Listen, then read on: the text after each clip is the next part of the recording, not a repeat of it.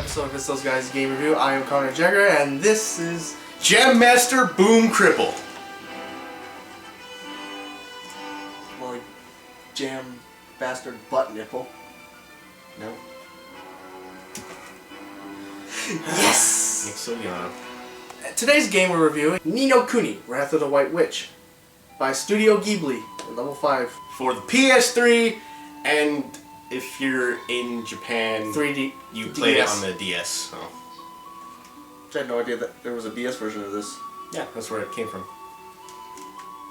So anyway, Ni No Kuni starts out in the town of Motorville, where the main character Oliver and his buddy Phil are working on building a car. Yeah, two 11-year-olds are going to build a car. That should go well. Meanwhile, in another world, the White Witch, who seems to be the supreme evil ruler of the magical world Autumnia, hears tell of a powerful wizard that will come to town and clean house of all the evil running in the world, i.e., her. The wizard, as her robot bird points out, is none other than Oliver himself. You know, that kid who's going to help build a car. Realizing that she just can't have this, she decides to take it upon herself to kill the boy before he even has a chance of making it to Autumnia to fulfill his destiny. She casts a spell that causes the car that Phil and Oliver built, yeah, they actually pulled it off, to have an accident in hopes of finishing him off. so as Phil and Oliver decided to do their test run, the car, strangely, seems to tumble into the river and Oliver almost drowns. Luckily, Oliver's mom wakes up just in time to go find him and save him.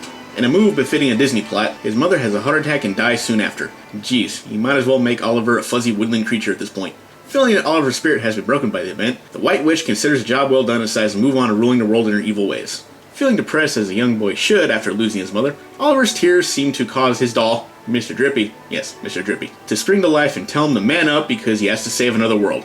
I wonder if I cry on a cruelly made doll, if I'll get transported to a magical world and be a magical hero. This isn't working. To ask Drip's incentive, Mr. Drippy tells Oliver that the world he comes from is sort of parallel to his own, and that each has a soulmate. The sage Alicia seems to be Oliver's mother's soulmate, and by rescuing her, Oliver's mom might come back to life. Well, isn't that just convenient?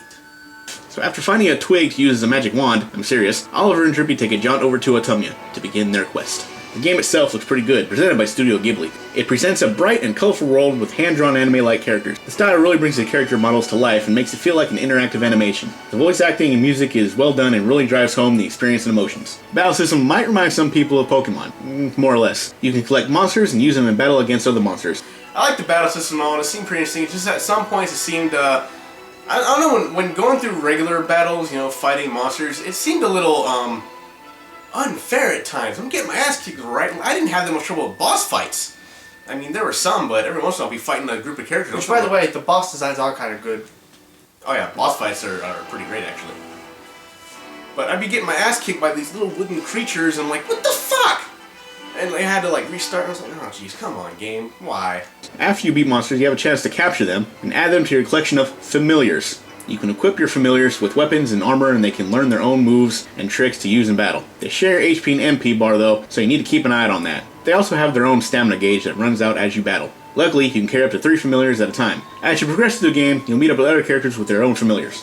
As the game progresses, you will obtain many spells in your spellbook to help you through the game. Some spells you learn through by leveling up normally, while others come from various people in the land who hand spells to you like there's no tomorrow. Some spells become really helpful in both battle and in helping in various puzzles in the game. Some are just downright weird and don't seem to serve much purpose other than being used in side quests to solve the odd problems that many of the denizens of Autumnia seem to have. I mean, after all, there's a spell to help you make cheese in one part of the game. And if you think I'm making that up, well, play the game. Various other citizens in the world are suffering from being heartbroken. Two of the most used spells outside the battle will be the Take Heart and Give Heart spells. Heartbroken people are missing a piece of their heart, and the best way to get it back is to find someone who has an abundance of the same part of what the other person is missing. Still with me? I hope so, because I had a really hard time wording that. But you can also unlock stories in your Wizard Companion book. The stories in these books can help you find solutions to problems and riddles in the game to help you move forward. Or you can just do what I do and look up solutions on YouTube. Of course, a really handy spell to come up with you get later on is travel. This way you can travel back and forth, you know, kind of like quick travel back and forth between towns and places, which is pretty good later on, because when you get to the further towns you go, the more expensive the hotel rates seem to get. And once you get travel, you can travel back to like the town with the cheapest rate and just refill yourself there. Because you really want to spend your money, you really want to save and spend your money for you know, buying equipment like provisions and weapons and armor, because I'm guessing having an evil dictator run the world or whatever might cause prices of things to, you know, go up. And yeah, shit's expensive in this game. Sounds a lot like DMC. Yeah, but at least like in DMC, the same thing you buy it over and over, it goes up in price. Here, it's just, you know, prices depending on which area you're in. And by the way, why are we talking about DMC in this review? So yeah, basically it's a pretty decent game. Like I said, you can the battle system is pretty interesting, if a little just chaotic and whatever. Most of the fighting will be done with either the monsters you have or with Oliver, because the regular attacks are completely useless, and when you're using the human characters, spells are the way to go. Especially later on, you get another character who really does help along with the spells. Has the same spells you do, but uses them more often. And when you're not busy saving the world, you can do many side quests, such as helping people solve problems and fighting monsters out in the fields. It's a really good thing that most RPGs don't have that drastic time limit. It's like, you must save the world by this time, or, you know, we're all dead. So, you know, take your time. We know you'll save the world eventually, but do all this other stuff too. It's it'll be fun. So anyway, this is a pretty, like I said, it's a pretty decent game. Go ahead and give it a try. You should definitely try this one out, especially like JRPGs. It's pretty good. I'm gonna go ahead and give this one an A-. It's not as advanced as some of the other ones, but like I said, you'll have fun with it. The soundtrack is nothing to gawk at, but it's got some pieces. Okay, I like the battle system. Well, like when monsters aren't kicking your ass, I really enjoy the battle system. I enjoyed going out of my way to recruit as many monsters as I possibly can, and then raising them to be bigger things. It's hard to tell which monsters are the best ones. I don't really think it comes down to a matter of grinding. If you enjoy JRPGs and want to experience a somewhat dying breed of gaming, you should definitely give Ni No Kuni a try. If you can get past the cartoony and cutesy look, you will find a game that has a compelling story and even require you to come up with a bit of strategy to get by.